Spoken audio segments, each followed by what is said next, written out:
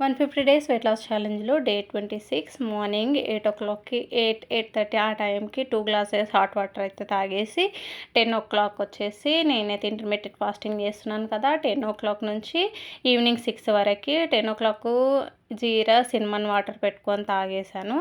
తర్వాత 10:30కి అలా వచ్చేసి రైస్, వంకాయ కర్రీ, 1 ఎగ్, అలాగే నిన్నటిది క్యారెట్ ఫ్రై ఉంటే క్యారెట్ ఫ్రై, కొద్దిగా సలాడ్, క్యారెట్ సలాడ్ అయితే తీసుకున్నాను.